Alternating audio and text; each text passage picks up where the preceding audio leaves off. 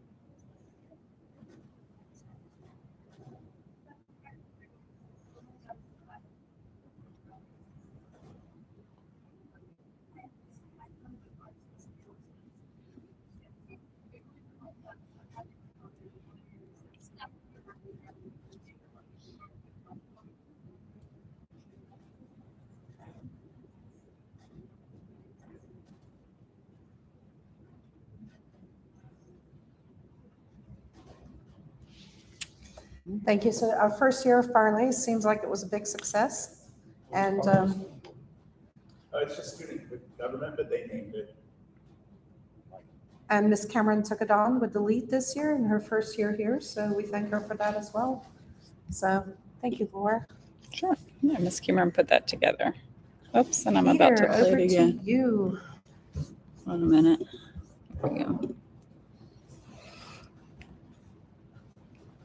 Okay, so we have a lot of things going on the last week of school. I just want to share some things that have happened in the last month. So the student successes for us, our Tybee Oyster project, students went and presented to City Council. It was very well received. They had a chance to share about this entire project for recycling oysters from Tybee restaurants. The City Council members were very excited to hear about that. They're in the beginning stages of talking about that Shell to Shore and working with other local organizations to really make this a reality for us. So that was really great. Some school-wide successes. We finished testing for the entire year. We did MAP in March and April, and then of course we finished out with our state standardized testing in May. Volunteerism is up. We've had a really great opportunity to share with our volunteers. We had a volunteer appreciation event where we got to thank our volunteers for this year. It was very exciting. We went to the Boathouse for breakfast one day last week. We just really had a chance to thank them and give them some recognition for the hard work that they do. We had some very special honorees. We had 3 candidates for Volunteer of the Year, and they all 3 tied, so we awarded all 3 of them for what they've done for us. Field trips are nearly complete. We have a huge flood of field trips that happen in the spring, overnights and just day trips, and they've been really great, so that's been going on. And of course, we had our very first middle school dance called the Riverboat Waltz, where 6th, 7th, 8th grade got on the riverboat and went up and down the Savannah River for a couple hours. Really well attended. Parents thought it was really great. Students had a good time, so thought it was really great. I just want to add, we don't have it on the slide, but we did get news today about the state level Georgia Student Media Festival winners. We had 7 winners in that event. So that'll be on social media soon. 7 superior scores for the state for student projects, which for one school is pretty talented, pretty amazing. I also want to remind the board that the field trips are part of our contract with Cali Tours. We have to have X amount of field trips to maintain the fee that we are paying over the 5-year contract. So that's corresponding to that. So you're used to seeing the dashboard. This I'm going to update everyone. Obviously, those things in white are gray, are not really being measured yet. We're still working on those matrices. And then we want to talk about areas that we can measure. So for right now, when you look at student retention, in other words, how many students are staying, we're at 99% of our students are coming back next year. That's great news for us. Internal growth targets. Right now, we're looking at internal growth, and we're going to look at some charts later, but that growth is for by 2028. So right now, what we said is that we want 75% or greater. We're already at 50% in math and 47% in language arts. That means making the anticipated growth each year. For our STEAM continuum, as STEAM certified school, obviously we're at the green because we just got recognized from the state for that for this year, but we'll continue to update the board. As a reminder, within that STEAM continuum, there's 16 different areas that we also have to demonstrate to the state that we're doing. Student culture, you look at our attendance, right now our average daily attendance is still the highest in the district, 96.4%. Pretty incredible. Again, student retention rate 99%. Our demographics, we're always trying to look to improve who we're serving, especially the economically disadvantaged as part of our charter. We're up this year 23.5%. That's an increase of who we're serving. And then looking at student behavior, we haven't established what our threshold is going to be for next year, but you'll see that as we move forward. Stakeholder support, we look at wait lists too, just so you can have that information. We're supposed to be in the green if we have over 50 students on the wait list. Right now we have 169 students hoping to get a seat that are not already calling themselves High Valley Maritime Academy students. Looking at philanthropy, community engagement, and family engagement. And again, if you remember the strategic plan that you passed at last month's board meeting, you'll see alignment in the dashboard to those goals as well. Talent pipeline, number of qualified applicants per opening for each new school year. On average, we get at least 3 applicants. Right now, for some of the positions, we're up at 6 and 7 and 8. But we're going to continue to let you know how many applicants we're getting that we can choose from. Our staff retention rate, again, we were at 100%, but I think many of you know life changes. We've had some colleagues that are having to move out of area, care for family members, change to part-time work.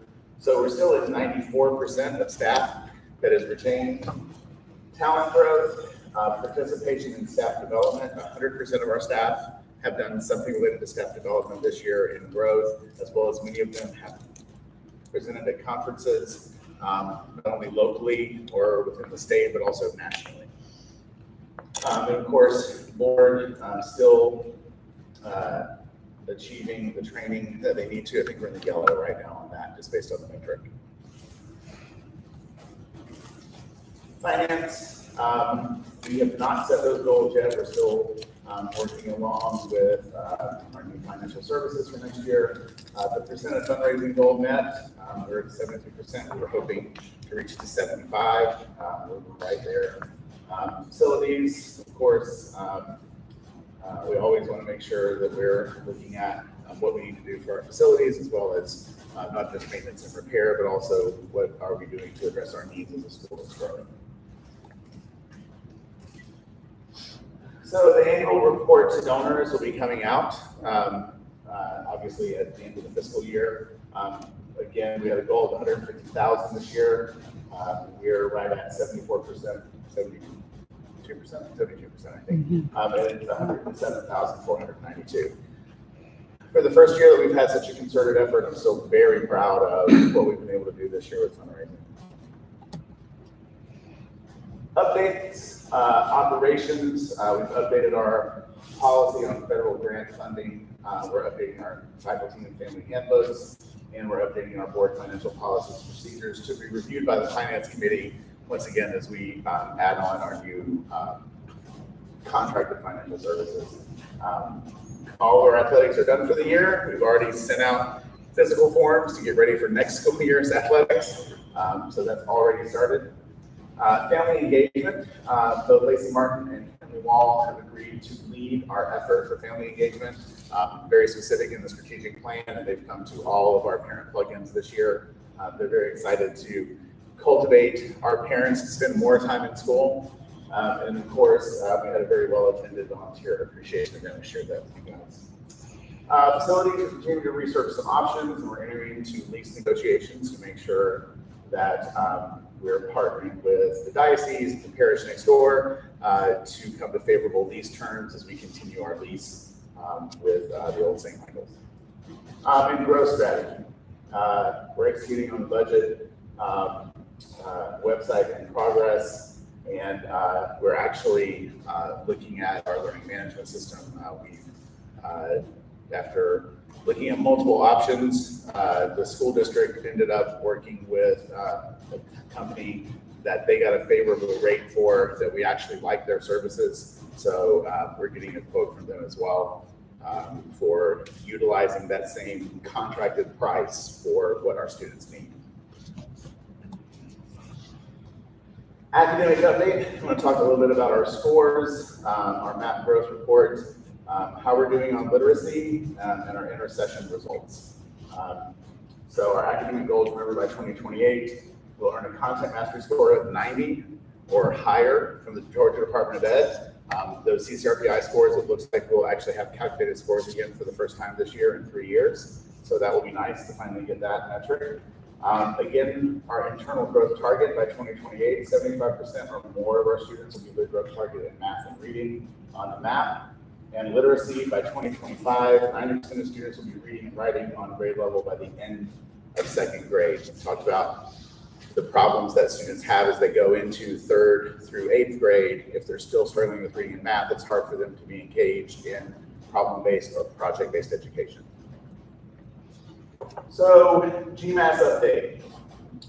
You'll see that there's yearly school year 21, 22, and 23 for the math side. A lot of really encouraging work.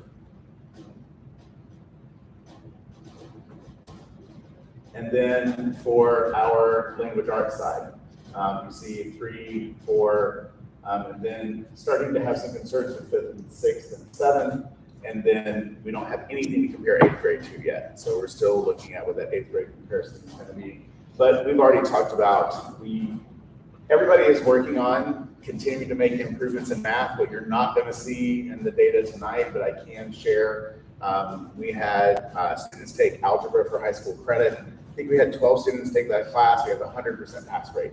All of our students passed their high school algebra exam.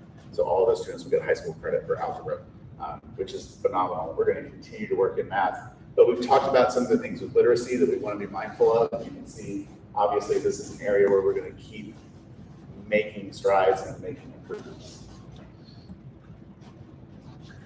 This looks at the MAP scores, so the NWDA MAP scores that we talked about when you're looking at how our achievement is. And what you'll see is that it's sort of mirrored in some of the same things that you see in the scores prior. As students matriculate through grades with us, as they get into some of the upper grades, our language arts students, we really need to make sure that we're continuing to make growth and provide that support for them. So by 2028, 75% of students will meet their growth target in math and reading. So you'll see in elementary, we have 60 and 64% making that. In middle grades, we have 49% in math, but only 42% making that growth in language arts. So overall total, 56% of students are making their anticipated growth in both reading and math. So we're going to continue to move that so that more students are making that target, making that anticipated growth.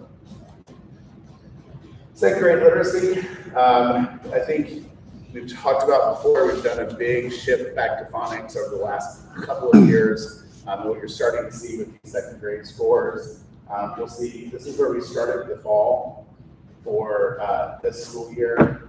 And then by the end of the year, we've had so many students that have made progress. Started out with 89% of our students below grade level, and by the end of the year, just significant growth in second grade.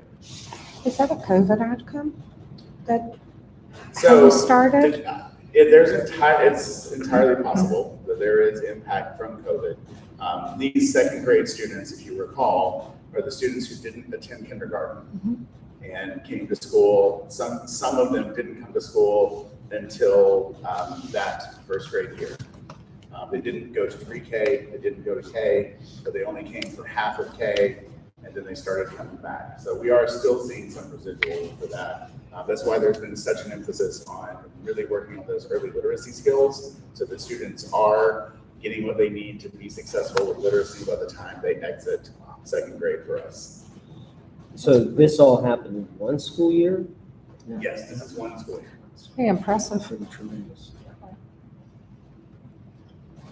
Thanks. Tell them that story too. I didn't do it, but I'll pass it on.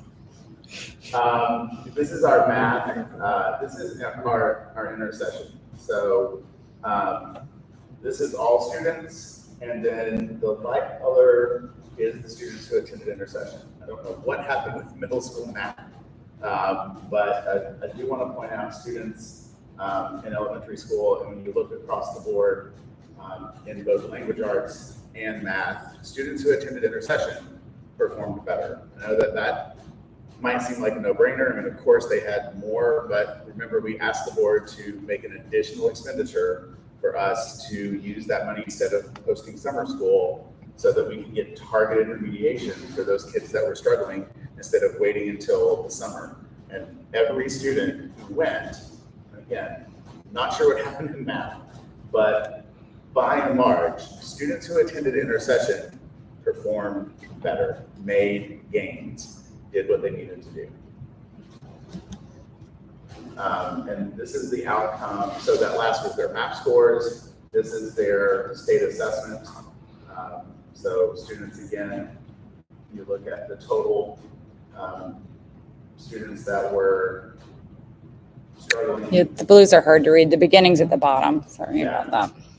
So elementary school, middle school, and in total language arts, these are just our students that are intercession.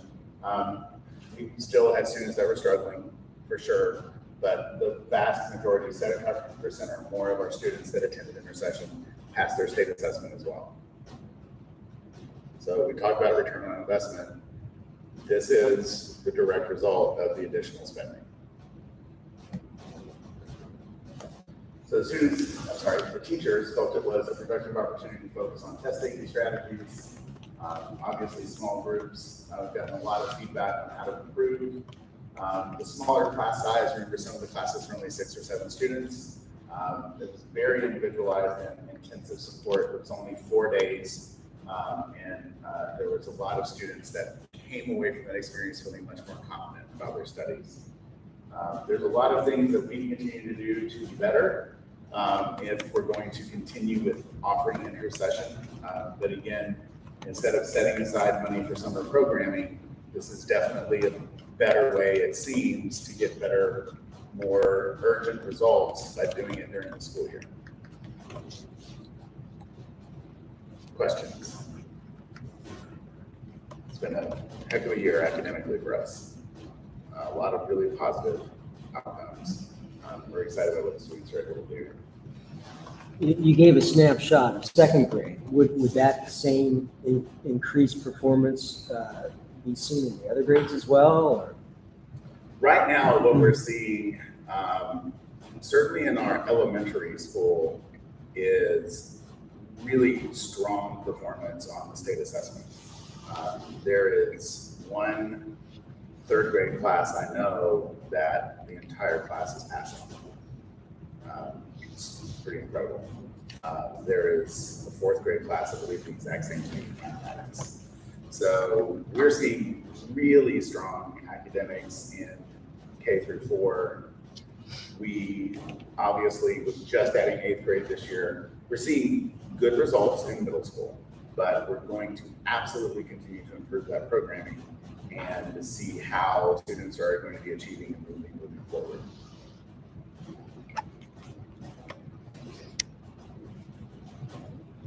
Any other questions?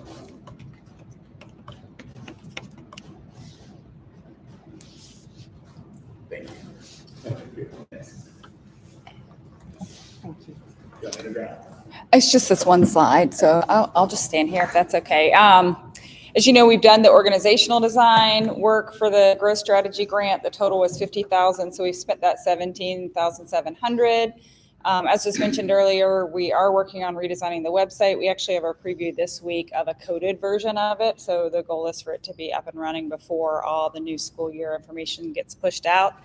And then that last piece is this LMS/micro-credentialing solution we're looking at, and we're looking at our second vendor. We're expecting that quote to come in midweek. So that's where we are on that.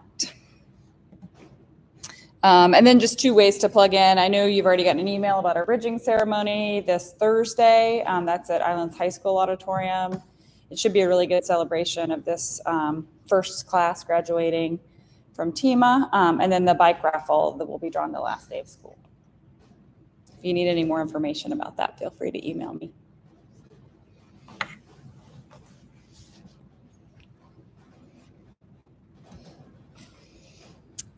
Thank you, Laura. Thank you, Peter. We'll move it over to Joe.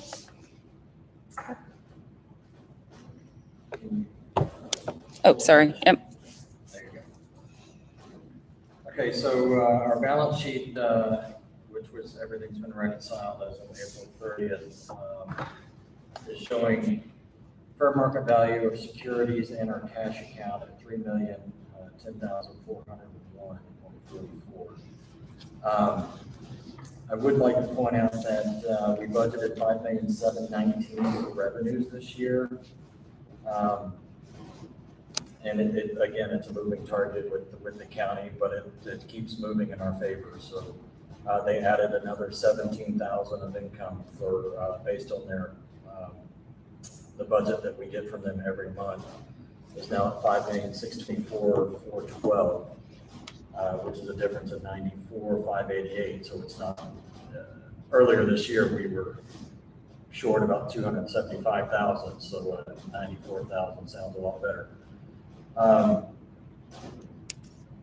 not going to read out the rest of the numbers. There is a net income for the month of April of $98,112. I would like to point out, I'm going to give a little foreshadowing, we're still working on the budget. But if you look at the Chatham County over and under on the revenue, 380,000 of that, well, basically, yeah, 380,000 of that is revenue that we budgeted that we are not using. So, and then the other 232,000 of that is money that the county is going to end up owing us at the end of the year.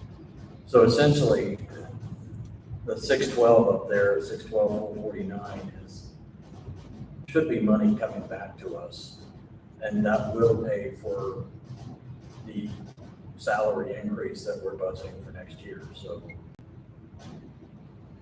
that's good news. That's all I got. Anybody questions for Joe tonight on April? We will have the next school year's budget sessions in June. The first one will be by phone. The second one will be at the regular scheduled board meeting. With that, moving into motions, I'll start with the financials since we just got off those. Can I have someone move the April financials? Thank you, Mike. Second? Second. Ron, thank you. All in favor? The minutes were sent out with the agenda as well. Does anybody have any questions on April minutes? Make a motion to approve. Thank you, Ron. Second. Thank you, Jason. All in favor? Two items that were done via email already. The first one is the acceptance of teacher separation seat Stephen Nenny and the acceptance of the hiring of Diane Yelvington for this coming year. Can I have a motion to adopt those?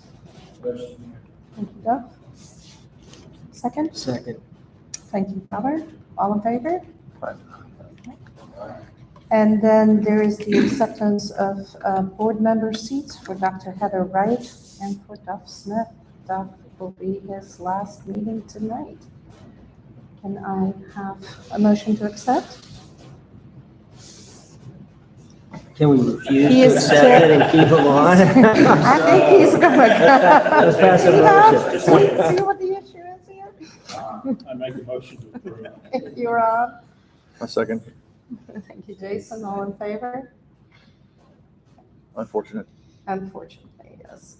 Peter, do you have operational changes we need to cover at this meeting? No. We don't, I'm sorry. So we can take that off. And then, as we discussed in the executive session, we will move forward on the lease negotiations with the church as planned. Do we need to adopt that or vote on that? Doug? On the executive session? No. So we're good to go there. Thank you. Board calendar remaining for this year. Regular board meeting, Monday, June 26th. It is the adoption of the budget, so whoever can be here, I would really, really appreciate it. And then the first reading of the budget will be by phone or Zoom on Monday, June 12th, and I will confirm that. Board calendar for next year, I put dates in there for Monday evenings, third Mondays generally of the month when there's holidays involved. I've been pushing them out. If everybody can just look at those and see if there's any major issues that I didn't catch, let me know, and then I'll set up calendar invites for everybody for that. I also put the date in there for the first budget meeting for next June, so we can get it on our calendars.